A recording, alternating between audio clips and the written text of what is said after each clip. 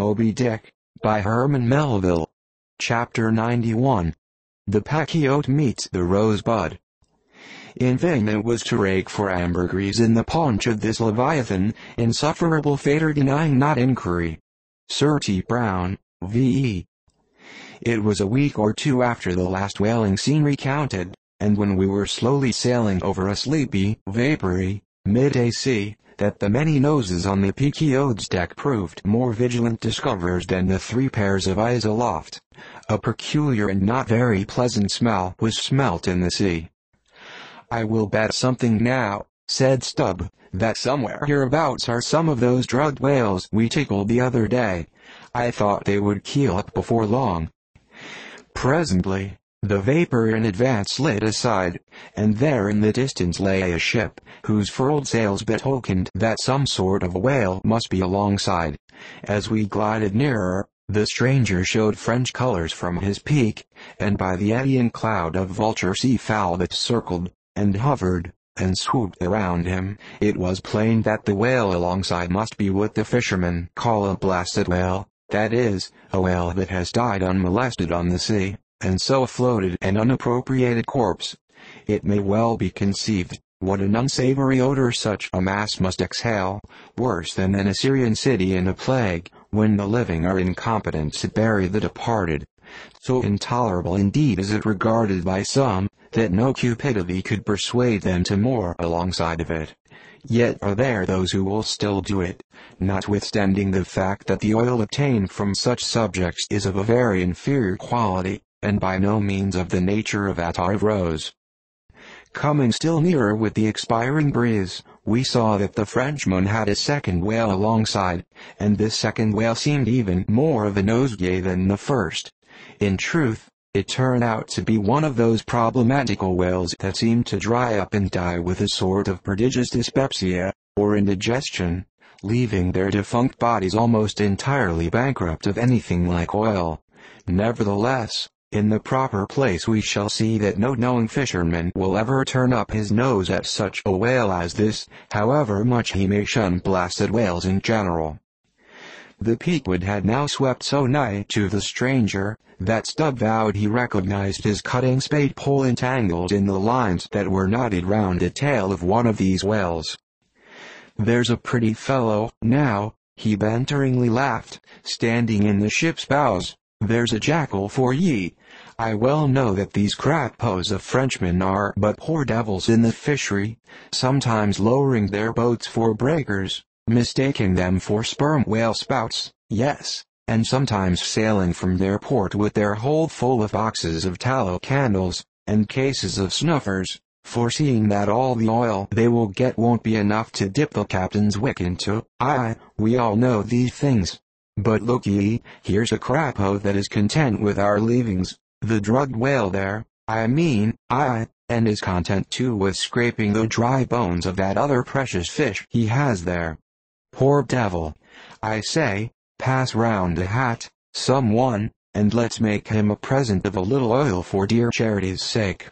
For what oil he'll get from that drugged whale there, wouldn't be fit to burn in a jail, no, not in a condemned cell.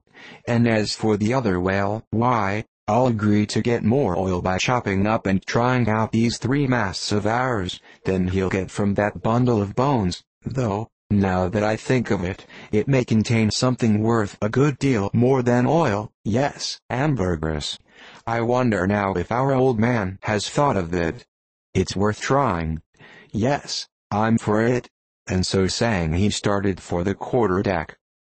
By this time the faint air had become a complete calm, so that whether or no, the Pequod was now fairly entrapped in the smell, with no hope of escaping except by its breezing up again.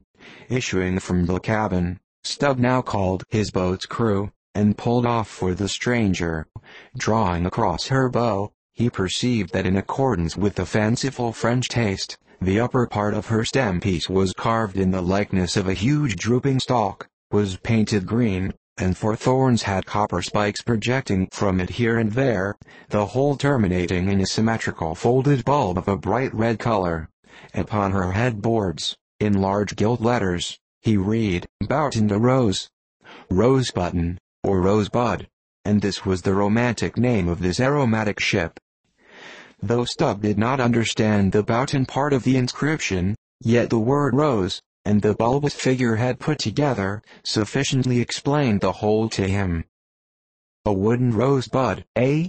he cried with his hand to his nose. "That will do very well, but how like all creation it smells."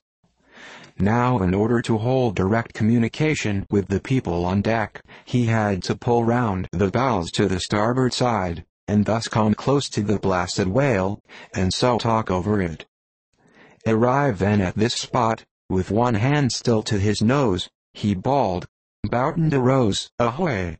Are there any of you Bowton de Roses that speak English?"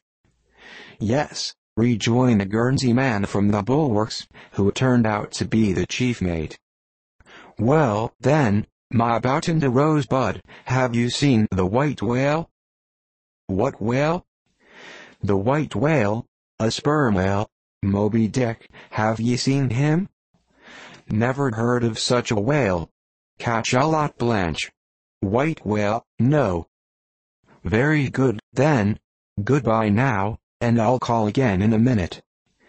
Then rapidly pulling back towards the Pequod, and seeing the hag leaning over the quarter-deck rail awaiting his report, he molded his two hands into a trumpet and shouted, "No, sir. No." Upon which a hag retired, and Stubb returned to the Frenchman.